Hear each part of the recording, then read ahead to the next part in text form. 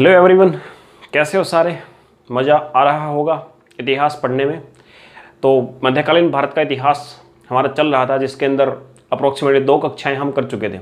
आज तीसरा लेक्चर हमारा है और जैसे कि मैंने आपको बताया था अप्रोक्सीमेटली 7 से 8 लेक्चर्स होंगे और मध्यकालीन भारत का इतिहास हमारा कंप्लीट हो जाएगा। और इसी के साथ प्राचीन, आधुनिक यानी एंशियंट, मेडाइवल और आपकी मॉडर्न हिस्ट्री सारे के सारे हमारे कंप्लीट हो जाएंगे।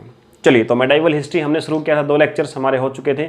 आज तीसरा लेक्चर है और इस कक्षा के अंदर हमारा विषय क्या रहेगा। देखिए, तीसरी कक्षा और आज का हमारा विषय रहेगा खिलजी डिनेस्टी। खिलजी डिनेस्टी यानी खिलजी वंश। खिलजी वंश आज का अध्ययन करेंगे खिलजी वंश के ऊपर। खिलजी वंश कहाँ पे था? जैसा कि मैंने आपको पिछली कक्षा के अंदर बताया था कि दिल्ली सल्तनत को हम पढ़ना आरंभ करेंगे और दिल्ली सल्तनत पे ही जो एक राजवंश आया था गुलाम वंश के बाद, जिसको हमने नाम दिया खिलजी वंश। अब खिलजी वंश जो है, जैसा कि मैंने आपको बताया कि खिलजी वंश आपका स्टार्टिंग किसने किया था, संस्थापक कौन थे इसके। देखिए, गुलाम वंश के आखिरी शासक, आखिरी सुल्तान कौन थे? कोइमर, मैंने आपको बताया था। और उनकी हत्या किसने की थी? उनकी हत्या की थी जलालुद्दीन खिलजी। ठीक है, तो जलालुद्दीन खिलजी जो हैं, इन्होंने कोइमर जो आखिरी गुलाम वंश के सुल्तान थे उनकी हत्या कर दी और दिल्ली सल्तनत पर कौन से राजवंश की नींव डाली? खिलजी राजवंश की नींव डाली। तो संस्थापक कौन हुए? जलालुद्दीन खिलजी, वो संस्थापक थे खिलजी राजवंश के। चलिए, अब मन में प्रश्न उठ रहा होगा, सर शुरुआत तो आपने बता दी कब से हुई, क्योंकि पिछली कक्षा के अंदर बताया था मैंने कि 1290 में गुलाम वंश का अंत हुआ था, आखिरी शासक का, जिनको जलालुद्दीन खिलजी ने मारा था। ये आपका रहा कब तक? ये रहे 1320 तक। अप्रोक्सीमेटली 30 साल के आसपास इन्होंने शासन किया। अब कंपेयर करेंगे तो जैसा आप देखा, गुलाम वंश ने शासन किया था अप्रोक्सीमेटली 84 ईयर्स यानी 84-85 साल के आसपास, और इन्होंने शासन किया मात्र 30 साल। लेकिन 30 साल मात्र ओनली 30 ईयर्स बोल सकते हो, लेकिन ये 30 ईयर्स जो थे ना, बड़े ही बेहतरीन थे। बहुत सुधार हुए इस टाइम पे इन शासनों के अंदर। ठीक है, अब वो सुधार क्या हुए वो हम पढ़ेंगे। एक राजा का नाम आपने सुना होगा, अलाउद्दीन खिलजी, जिसके ऊपर पद्मावत एक मूवी भी बनाई गई थी। और मूवी के अंदर तो देख के हमें ऐसा लगता है बड़ा ही नेगेटिव रोल हमें उनका लगता है, बट एक्चुअली में दिल्ली सल्तनत के ऊपर उन्होंने काफ़ी सुधार किए, जो कि आधार बना दिल्ली सल्तनत के विकास का और उसके साम्राज्य विस्तार का। तो उन सबको पढ़ा जाएगा आज। चलिए, पहले जलालुद्दीन खिलजी, जिन्होंने स्थापना की खिलजी वंश की, और 1290 से 1320 तक ये वंश चला था। जलालुद्दीन खिलजी जो थे, इन्होंने कब से कब तक शासन किया? 1290 से 1296, ये टाइम था इनका, जिस टाइम तक इन्होंने शासन किया। जलालुद्दीन खिलजी जो थे, इनके टाइम पे जो अलाउद्दीन खिलजी हैं, अलाउद्दीन खिलजी, ये इनके टाइम पे गवर्नर थे। कहाँ के गवर्नर थे? अवध। ठीक है, अवध एंड कड़ा मणिकपुर। ठीक है, अवध एंड कड़ा मणिकपुर। कड़ा, मणिकपुर और अवध, इन दोनों जगह पे गवर्नर थे कौन? अलाउद्दीन खिलजी। देखिए, अलाउद्दीन खिलजी ने गवर्नर रहते हुए भी कई सारी मुहिमें चलाई, और उन मुहिम के अंदर एक इम्पॉर्टेंट मुहिम थी, जो कौन सी थी? जो थी आपकी देवगिर या देवगिरी महाराष्ट्र। देवगिरी महाराष्ट्र के अंदर एक जगह पड़ती है। 1296 ईस्वी में इन्होंने क्या किया? एक मुहिम चलाई और देवगिरी, जिसको दौलताबाद भी कहा जाता था, उसको लूटा इन्होंने। लूट करके बहुत सारा सोना और चांदी लेकर के आए अलाउद्दीन खिलजी, और इस समय सुल्तान कौन थे? जलालुद्दीन खिलजी थे। और ला करके इन्होंने क्या किया? इन्होंने जहाँ के नवाब थे ना, कड़ा, मानिकपुर, कड़ा के अंदर इन्होंने सारा खजाना रख लिया अपने पास। इन्होंने जलालुद्दीन खिलजी को नहीं दिया ये सारा सामान, इसलिए जलालुद्दीन खिलजी के पास पहुँचे कड़ा, मानिकपुर के अंदर। किस लिए पहुँचे? वो सोना चांदी जो लूट करके लाए थे उसको लेने के लिए। अब जलालुद्दीन खिलजी ने सोचा कि अगर मैं पूरी सेना लेकर के जाऊंगा तो कहीं वो भाग ना खड़ा हो अलाउद्दीन खिलजी वहाँ से, क्योंकि वो सोचेगा कि मैं उस पर आक्रमण करने जा रहा हूँ। इसलिए इन्होंने क्या किया, नदी के उस पार छोड़ दी सेना और कुछ खास सिपाहियों को अपने साथ लेकर के गए, बस 4-5 सिपाहियों को। अब जब जलालुद्दीन खिलजी पहुँचे इनके पास, अलाउद्दीन खिलजी के पास, इन्होंने क्या किया, इन्होंने उनकी हत्या कर दी। ठीक है, डेथ, मृत्यु हो गई किसकी, जलालुद्दीन खिलजी की। किसने हत्या की, अलाउद्दीन खिलजी ने। अलाउद्दीन खिलजी कौन थे, ये थे इनके भतीजे थे, वैसे भाई का लड़का था, और इसके साथ साथ भतीजे होने के साथ साथ दामाद भी थे। यानी जलालुद्दीन खिलजी की पुत्री की शादी कर रखी थी इन्होंने, किसके साथ, अलाउद्दीन के साथ। तो अपने भतीजे एंड दामाद, इन दोनों थे अलाउद्दीन खिलजी इनके, और इन्होंने इनकी क्या कर दी, हत्या कब, 1296 में। तो 1296 में एग्जाम में ये भी पूछा जा सकता है कि देवगिरी को कब लूटा अलाउद्दीन खिलजी ने, 1296 ईस्वी के अंदर। ठीक है, चलिए, तो इनकी हत्या करने के बाद अब दिल्ली के अंदर सुल्तान के पद पर कौन बैठे। अभी तक जो घटनाएं घटित हुई ना अलाउद्दीन खिलजी ने जो किया, वो सारी घटनाएं हुई थी जलालुद्दीन खिलजी के अंडर में। अब अलाउद्दीन खिलजी खुद शासक बन गए वहां पे, और उनके शासनकाल के दौरान क्या क्या घटनाएं घटित हुई उसका अध्ययन अभी हम करेंगे। चलिए, इसको इरेज कर देता हूं एक बार में।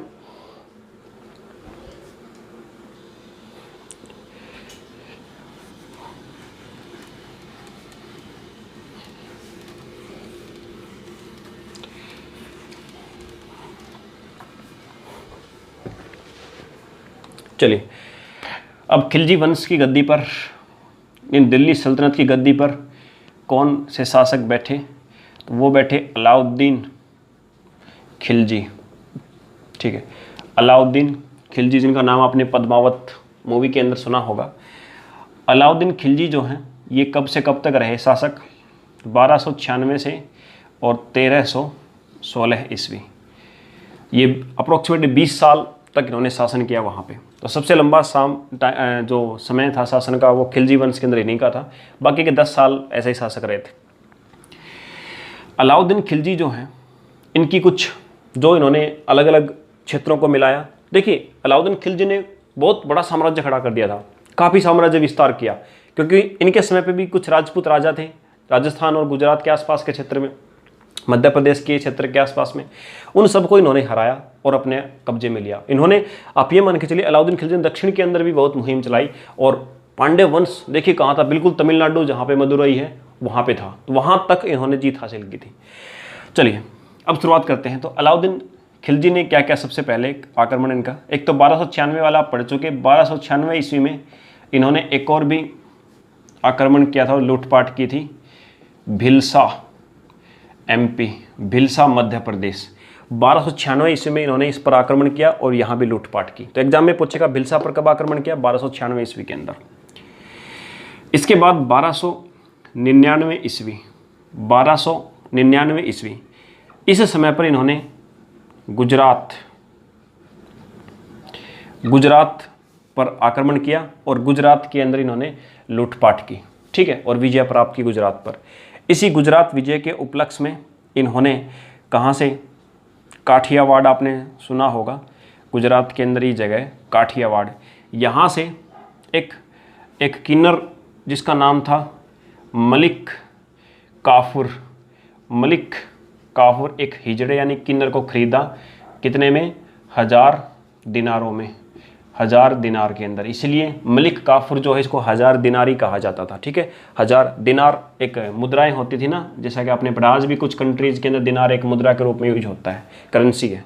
तो 1000 दिनार में मलिक काफूर को खरीदा, जो कि किन्नर थे, हिजड़े थे। और इस मलिक काफूर ने क्या किया, बाद में अलाउद्दीन खिलजी का साथ दिया और दक्षिण जो राज्य भारत के थे उन पर विजय हासिल की, काफ़ी राज्यों के ऊपर।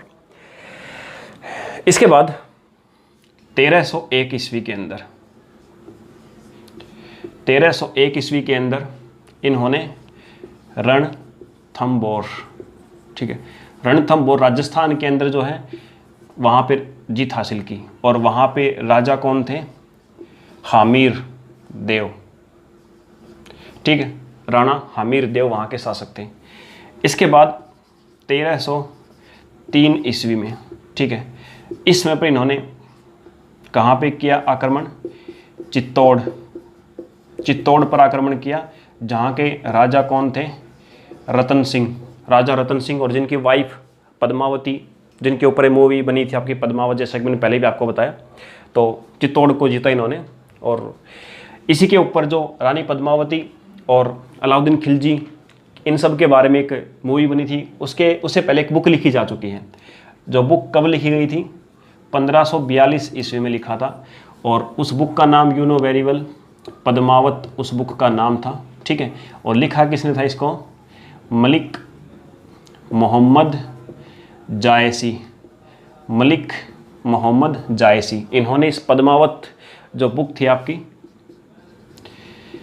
पद्मावत, इस बुक को किसने लिखा? मलिक मोहम्मद जायसी ने। ठीक है, 1542 में लिखा। घटना घटी तो 1301 में और लिखा था 1542 के अंदर। इसी पद्मावत बुक के ऊपर आपकी जो मूवी आई थी अभी कुछ दिन पहले पद्मावत, वो इसी बुक के ऊपर लिखी गई थी। चलिए, इतनी सारी चीज़ें आपको क्लियर हुई होंगी। इसके बाद कुछ और भी युद्ध हुए थे, उन सब युद्धों को भी देखते हैं। एक और युद्ध में आपको थोड़ा स्पेस बचा हो तो बता देता हूँ। वैसे याद रखिएगा, जो हुआ था 1308 ईस्वी के अंदर, और 1308 ईस्वी के अंदर जो युद्ध हुआ था, जो इन्होंने जीता था, वो जीता मालवा को। तो मालवा को कब जीता इन्होंने? 1308 के अंदर। ठीक है, 1308 के बाद 2 युद्ध इन्होंने और जीते 1311 ईस्वी के अंदर। 1311 ईस्वी के अंदर एक सिवान राजस्थान और एक जालोर, ये भी राजस्थान। तो राजस्थान के अंदर 2 क्षेत्रों को, 2 शासकों को हराया, एक सिवान के शासक, एक जालोर। तो सिवान और जालोर को कब जीता इन्होंने?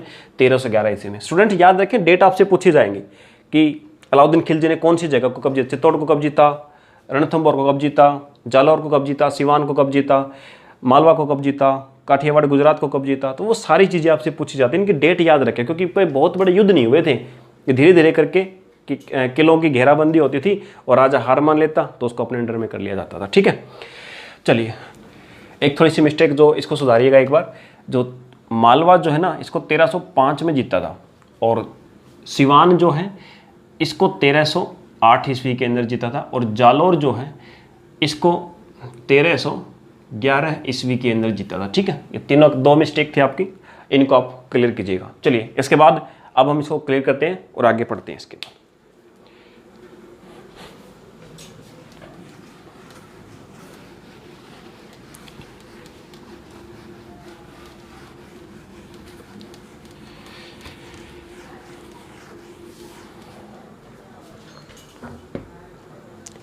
इसके बाद अब हम देखते हैं कि जो कुछ मुहिम चलाई थी मलिक काफूर ने, उनको देखते हैं। मलिक काफूर जो है, इन्होंने भी दक्षिण भारत के अंदर मुहिम चलाई और काफ़ी राज्यों को इन्होंने जीता।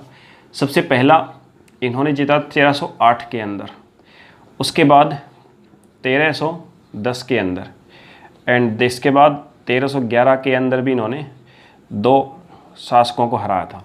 ठीक है, सबसे पहले 1308 के अंदर इन्होंने हराया देवगिरी, जो पीछे भी हो चुका था एक बार, देवगिरी को। यहाँ पे यादव वंश आपका था, तो यादव वंश, यादव डिनेस्टी, इसको हराया इन्होंने।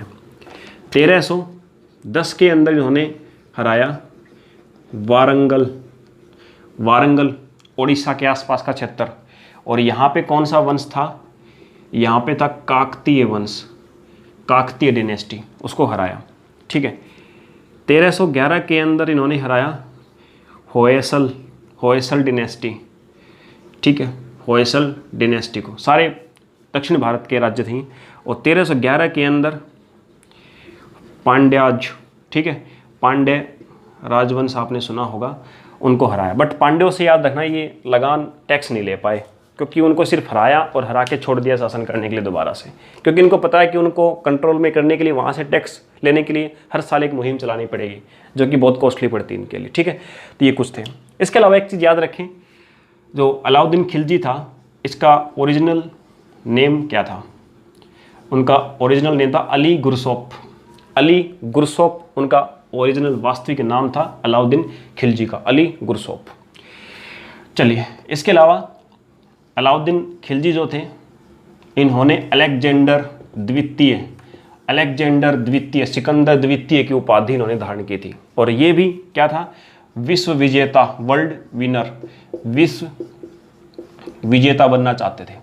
अलाउद्दीन खिलजी जो हैं, इन्होंने भी विश्व विजेता, वर्ल्ड विनर बनने का ख्वाब देखा, बट किसी ने समझाया तो इन्होंने मान लिया कि इतना आसान काम नहीं है। ठीक है, चलिए, इसके अलावा ये भी याद रखा कि जो खिलजी राजवंश के शासक हैं ये आए कहाँ से थे, अफगानिस्तान के हेलमुंद से आए थे।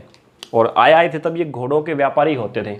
बाद में इनको सेना में जगह मिल गई तो इन्होंने तरक्की करते करते एक समय ऐसा आ गया अपना ही राजवंश इन्होंने जमा दिया। ठीक है, ये तो बात हुई इनके युद्धों का कि कहाँ कहाँ इन्होंने युद्ध किए, कहाँ कहाँ पे जीता, लूटमार की। अब बात करते हैं कि जो शासन व्यवस्था दिल्ली सल्तनत के ऊपर थी वहाँ पे इन्होंने क्या क्या योगदान दिया, किन किन चीज़ों का सुधार किया, वो सारी चीज़ें हम देखते हैं। इसको इरेज कर देता हूँ।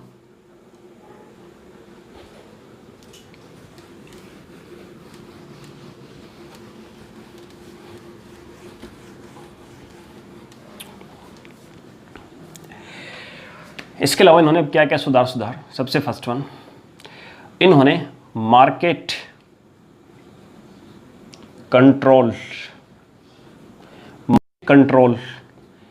यानी बाजार नियंत्रण व्यवस्था को लागू किया। बाजार नियंत्रण व्यवस्था क्या थी? इसका मतलब था कि हर छोटी से छोटी चीज़, कंघे से लेकर सुई तक, घोड़ों से लेके छोटी से छोटी चीज़ तक, अनाज के अनाज तक, यानी गेहूं के सिर्फ एक छोटे से टुकड़े के तक, हर चीज़ के दाम इन्होंने क्या कर दिए, फिक्स कर दिए। उसी को कहते थे मार्केट कंट्रोल, यानी बाजार नियंत्रण प्रणाली या व्यवस्था जिसको हम बोलेंगे। हर चीज़ के दाम इन्होंने फिक्स कर दिए। अब बाहर से अगर कोई व्यापारी व्यापार करने के लिए आता था दिल्ली के अंदर, तो वही बिजनेसमैन आ सकता था, वही व्यापारी आ सकता था जो यहाँ पे रजिस्टर हो, यानी कि हर व्यापारी को, बाहर से आने वाले व्यापारी को रजिस्टर के अंदर नाम रजिस्टर करवाना पड़ता था। उसके बाद ही वो वहाँ व्यापार कर सकता था और हर चीज़ को तभी बेच सकता था जिस दाम पर इन्होंने फिक्स कर रखा था। हर चीज़ के दाम फिक्स कर दिए गए। ठीक है, चलिए अब एक चीज़ याद रखिएगा, सहना ए मंडी। सहना ए मंडी क्या था? सहना ए मंडी होता था मार्केट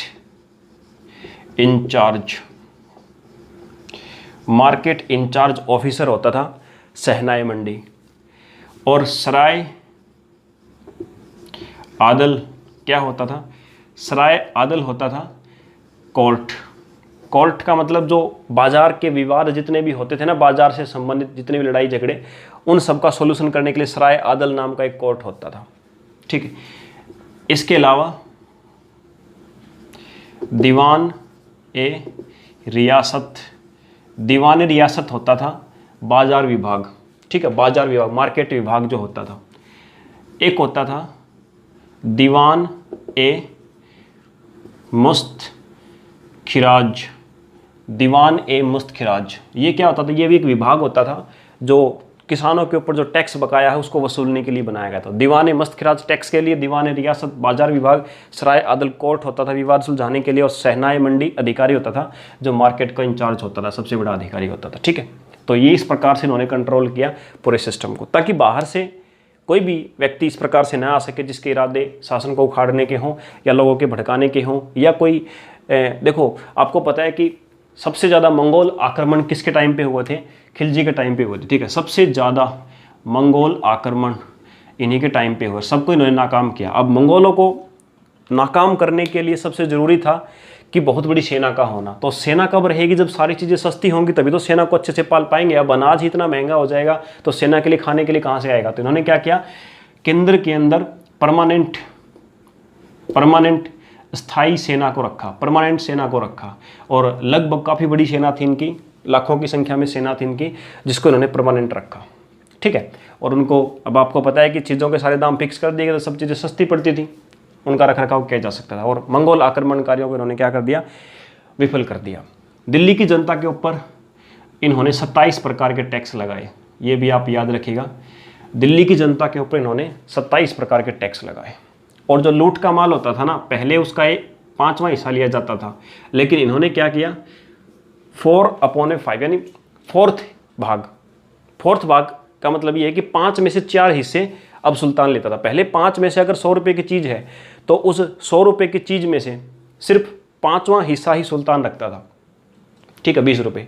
लेकिन अब क्या कर दिया, अब 80 रुपये सुल्तान रखने लग गया जो लूट का माल था इसमें से, और 20 रुपये ही लूट करने वाले को देते थे वो। तो 4/5 जो आपका भाग था वो सुल्तान ने रखना शुरू कर दिया। इसके बाद जो कुछ अमीर होते थे, अमीर का मतलब एक जो सेना रखते थे, जैसे कि पहले क्या होता था कि कोई भी अगर अधिकारी हमारे दरबार के अंदर होता है तो उसको सैलरी की बजाय उसको कुछ ज़मीन दी जाती थी, इक्ता बोलते थे जिसको, इक्तेदार होते थे वो। इन्होंने क्या किया, वो ज़मीनें इनसे वापस ले ली। गंगा यमुना के आसपास की जो उपजाऊ ज़मीन थी वो ज़मीन इन्होंने राज्य के अंडर में कर दी और उनसे ज़मीन लेकर उनको सैलरी देने लगे सबको, ताकि किसी का भी इतना दुस्साहस ना हो जितना जलालुद्दीन खिलजी का था। अब खिलजी ने भी तो ऐसे ही शासन हड़पा था अपने शासक को मार करके, तो इन्होंने सोचा कि कल को हमारी तरह किसी और का भी ऐसा दुस्साहस हो सकता है कि जो शासन को हटिया ले, इसीलिए इन्होंने ऐसा सारा सिस्टम किया। तो इक्तदारी व्यवस्था खत्म कर दिया और सैलरी पे सेना को रखा जाने लगा। चलिए, इतनी सारी बातें थी अलाउद्दीन खिलजी के बारे में। और जैसे कि आप जानते हो कि 1316 के अंदर उनकी मृत्यु हो गई, और उनकी मृत्यु के बाद अब अगले शासक कौन आए, आइए इसको रेज करता हूँ फिर आपको बताता हूँ।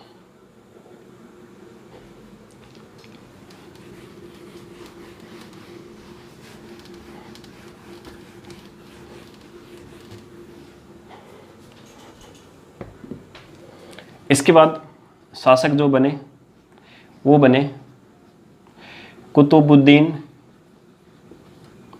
मुबारक शाह खिलजी। कुतुबुद्दीन मुबारक शाह खिलजी जो 1316 से 1320 तक रहे। और ये ऐसा कहा जाता साइको थे, पागल थे, ये महिलाओं की पोशाक में दरबार के अंदर आ जाते थे। इसके बाद बने नसीरुद्दीन खुसरो खान। नसीरुद्दीन खुसरो खान जो हैं वो शासक बने और 1320 में ये आए थे और कुछ ज़्यादा समय नहीं चले। ये हिंदू थे, वैसे हिंदू से मुसलमान बने थे और हिंदू से मुसलमान बनने के बाद इन्होंने शासन किया था यहाँ पे। तो ये आखिरी शासक थे नसीरुद्दीन खुसरो खान जो मैंने आपको बताया। अब इसके बाद कुछ चीज़ें मैं आपको बता देता हूँ। एक तो साहित्यकार कौन थे आपके खिलजी राजवंश के दौरान, और निर्माण किस किस चीज़ों का करवाया वो मैं आपको और बता देता हूँ। चलिए इसको रेज करता हूँ एक बार। ठीक है, तो इनके टाइम पे साहित्यकार थे अमीर खुसरो एंड हसम निजामी। हसम निजामी, अमीर खुसरो जो थे इनके गुरु थे निजामुद्दीन औलिया। इनका आगे जिक्र आएगा तुगलक वंश के अंदर, बड़ी अच्छी स्टोरी है। अमीर खुसरो जो हैं इन्होंने किस किस चीज़ की रचना की। फर्स्ट वन तो इन्होंने लिखी थी तुगलकनामा लिखी थी। ठीक है, खिलजियों के बारे में नहीं, तुगलकनामा इन्होंने लिखी थी। इसके अलावा इन्होंने जो आजकल हम पहेलियों का जो प्रयोग करते हैं ना, पहेलियाँ, उर्दू, खड़ी बोली हिंदी, ठीक है, खड़ी बोली, कव्वाली, ये सारी चीज़ें, पहेली, उर्दू भाषा, खड़ी बोली, कव्वाली, ये सारी चीज़ें जो हैं इन सब की खोज किन्होंने की थी, अमीर खुसरो ने की थी, और ये इन्हीं के शासनकाल के दौरान थे। अब इसके अलावा हमें देखना है कि इन्होंने निर्माण किस किस चीज़ का करवाया था। तो निर्माण करवाया था इन्होंने महरौली के अंदर अलाई दरवाज़ा, अलाई मीनार, ठीक है, अलाई दरवाज़ा, अलाई मीनार, और सीरी सिटी, सीरी शहर, और सीरी मीनार का भी निर्माण करवाया था, या सीरी फोर्ट, सीरी किला जो था, एक सीरी नाम से किला बनवाया था। इसके अलावा हौज खास पानी की व्यवस्था करने के लिए इन्होंने हौज खास, आज भी एक स्टेशन आता है मेट्रो के अंदर, हौज खास का निर्माण। तो ये इतनी सारी चीज़ें, अलाई दरवाज़ा, अलाई मीनार, सीरी सिटी, सीरी मीनार, सीरी फोर्ट, हौज खास, ये सारी चीज़ें इन्होंने, हौज खास को हिंदी में लिख देता हूँ, हौज खास, ठीक है, इन सारी चीज़ों का इन्होंने क्या करा, दिल्ली के अंदर निर्माण करवाया था। तो स्टूडेंट्स, ये आपका था खिलजी राजवंश जो आपने देखा। इस शासन के दौरान होने वाले परिवर्तन और एग्जाम में आपसे पूछे जा सकने वाले युद्ध, लूटमार जितनी भी हुई थी, वो सारे की सारी चीज़ें। उम्मीद करता हूँ कि आपको मज़ा आया होगा। अगर कोई समस्या हो तो यू कैन कमेंट कर सकते हो आप, बड़ा मज़ा आएगा आपको भी कमेंट करके, ठीक है।